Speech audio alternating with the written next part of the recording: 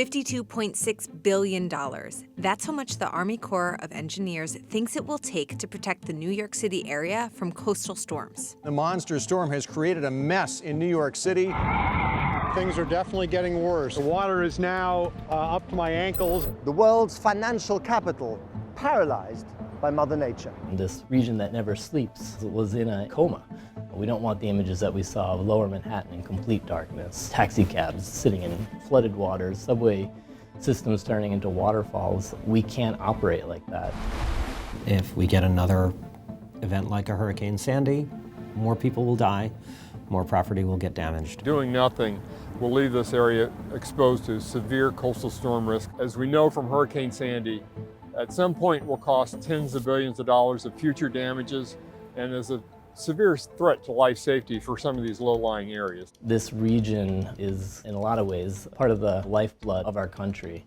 And so investing into it is going to pay back not just the region, but the country overall. The economy of the New York City area alone was over $1 trillion in 2020. That's over 5% of the whole country's economy. But there are a lot of different ways to protect the over 500 miles of New York City's regional coastline. You could protect it simply by putting a wall up. But for anybody who cares about waterfront activity or access to our ferry system or the beautiful views you get and the economic activity, that's not an okay solution. So will the $50 billion plan proposed from the Army Corps of Engineers work? And is it worth the money? My name is Bryce Wiseman. I'm a project manager at the New York District of the U.S. Army Corps of Engineers. I've worked there for 33 years. I think the New York and New Jersey harbor and tributaries is probably going to be the pinnacle of the studies that I've worked on. The New York and New Jersey Harbor and Tributary Study, also known as the HAT study, was commissioned in 2013. The study looks at how to protect the New York City area from another Hurricane Sandy.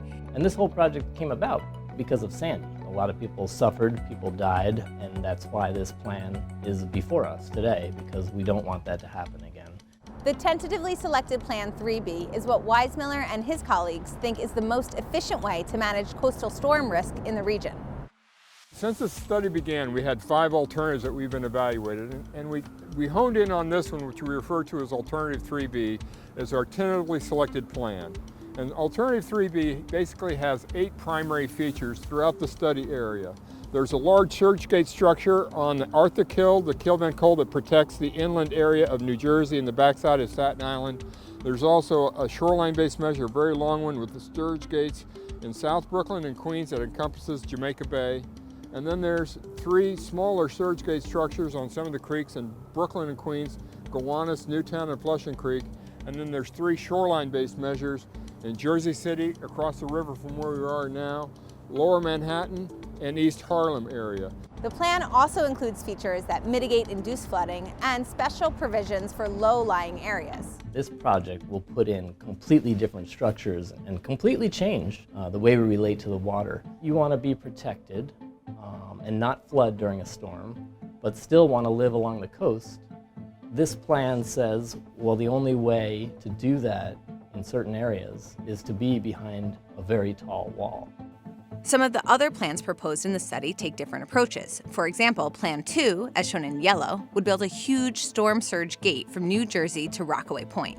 But there were a lot of flaws to that approach. By doing nothing inside and kind of relying on the silver bullet solution on the outside, I think left our region more vulnerable.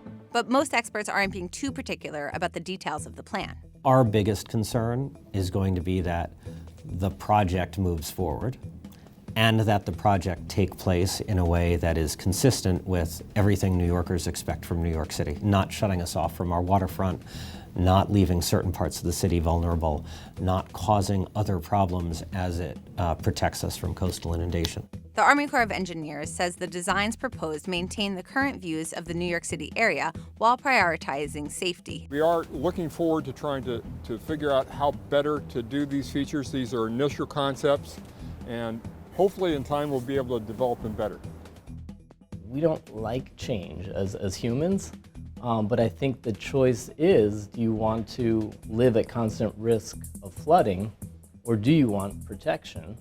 If you still want to live in that place and live with the protection, you're going to have to find ways to live with the adaptation that comes. All of the suggested plans are designed to protect against 100-year events, meaning storms that are only likely to happen once in 100 years. Alternative 3B is the alternative that has the biggest bang for the buck. At that event, it might generate greater bang for the buck in terms of net benefits if it was designed for the 200-year or 500-year event, or possibly in some areas maybe a lesser event. So there's a lot of design work.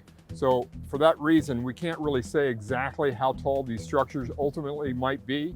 And the only reason we're able to justify the $52 billion first cost on this alternative is because of all the damages that can still exist in this vast study area. Plan 3B will cost over $52 billion and take 14 years to complete. 65% of the funds would come from federal sources and 35% non-federal. It will cost about $350 million annually to maintain. Breakers and seawalls are the most expensive line item, followed by levees and floodwalls. Our current estimate for the first cost, the construction of it, is $52.7 billion, of which a third is just in contingency because we have a lot of unknowns related to some of the design features and a lot of details left to be worked out. The overall present value cost is $76.2 billion, and that has a benefit cost ratio we estimate to be about 2.5. So that kind of speaks to just how severe the damages in the coming 50 years, which is our period of analysis, could be. Will it become even more expensive to live in New York City? Well, look, there is no question that climate change is going to cost us, right? We're going to have to pay to dig ourselves out of the hole that we're in. Experts say that bill will be paid by U.S. taxpayers in one form or another. It will ultimately come from us, but kind of spread out nationally and at the state levels. It shouldn't have a direct impact on things like, say, property taxes at some point, though at the same time it's unclear how these things will affect property taxes. Whether it's, again, the flood or the wall, these are changes to the places that we live. We're all in this climate crisis together, and whenever there's a disaster or a federal emergency, we all use our taxpayer dollars to pay for others' emergencies, whether it's a tornado in the Midwest or kind of the flooding in the Mississippi. We've been paying for each other's disasters throughout. Frankly, traditionally, whenever the federal government does post-disaster kind of recovery programs, it's a one-off, it's a grant program, you have to apply for it, whatever. We assume that funding highways and transportation systems is an ongoing investment. You didn't just build the interstate system and say, we're done with it, that's the end of that federal program. And I think going forward, we're going to have to realize that that kind of predictable formula-based federal funding is actually what states and cities need to do the kind of planning that allows highway investments and other similar investments to take place. Of course, none of this is happening tomorrow. Oh gosh, construction is years and years away. Right now, we're focused primarily on just getting the study done, which hopefully will get done in 2024, and then it's up to Congress. These are long-term plans. There's no way to build massive civil infrastructure in a hurry. Construction would start in 2030, and all those features we assume to be done in 2044 time period. Some might be quicker, and certainly we would look to try to advance as many as early as possible. It's up to the Army Corps and to the states to ensure that this is done right and done in a way that allows all voices to be heard. No one should be caught by surprise by this plan because it has big implications. You can't keep the ocean at bay and have the coastline look exactly the same. Experts say it's important to keep asking questions. Why is a 20-foot wall the answer here when it's not the answer in a different project being done somewhere else? And there's a lot of plans for 20-foot walls in a lot of the city and in places in New Jersey. And I think as we understand the nature of that change, I think it's fair to ask, is that the only way to be protected? We know that disproportionately the people who are at risk are lower income people. They're often people of color. It's critical that we engage the communities who've been marginalized, the communities who've been left out of conversations, frankly, the communities that are in harm's way because of policies of the past that put those communities there. And we're looking for all the feedback we can get by March 7th, our current comment closing date. The Army Corps To their credit, it has a very good website on this project, and they have been doing a lot of community meetings on it, a lot of open houses. But I'd also encourage people to engage with their local and state governments on this. The Army Corps can't do this project unless the states agree to it. Well, we certainly hope that this plan can be worked and be supported by the people of New York and the elected officials. But ultimately, all we do is make recommendations, and we work on behalf of the non-federal sponsors in trying to advance these plans to the extent that they're supported by the people and the elected officials. So is it time for residents, myself included, to leave the New York City area? It opens up a lot of opportunity for residents to rethink and reconsider whether living along the coast is worth the risk and worth the adaptation to that risk. New York City has thus far not developed a formal program for climate migration or for buyouts, but it is something that I think ultimately we are going to need.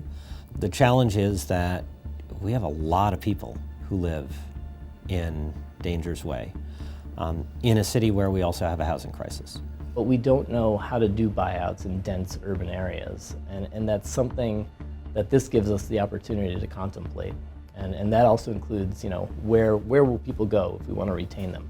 How can we make sure that the land that's not at risk is in the neighborhoods that are not at risk are ready to receive what could be climate migrants? Would you rather have a wall, or is it time for this community to say, yeah, we're ready, let's be bought out while we can be?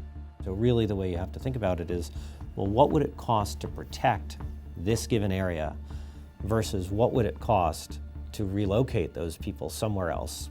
And you want to think about the financial cost. Of course, there's also a social cost that you'd have to take into account. And you'd have to think about the fairness of it, because the reality is a purely economic analysis will inevitably lead to displacing more low-income people. Either way, the Army Corps of Engineers wants to focus on protecting against another Hurricane Sandy.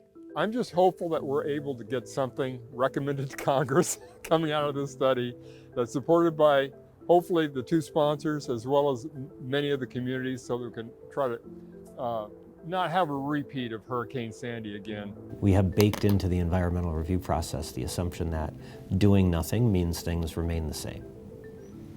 That's not accurate in a dynamically changing climate. In the meantime, residents can, however, start to prepare for climate change now with these 3 simple steps.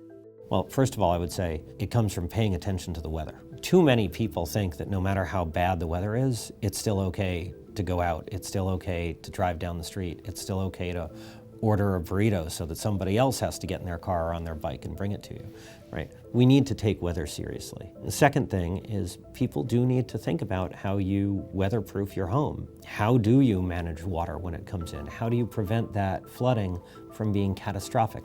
And so how you do the kind of equivalent of defensive driving as you think about managing your property is really, really important. Lastly, we're doing the stopgap measures in the interim so that people aren't fully unprotected. That is around education, that is around the things that people can do for themselves. It may not prevent the problem altogether, but it could mitigate the harm. All New Yorkers and frankly all Americans have to realize is there is an element of personal responsibility, especially in the face of a changing climate. You don't get a lot of opportunities to spend $50 billion. So if we're going to spend that much money, let's make sure we get it right.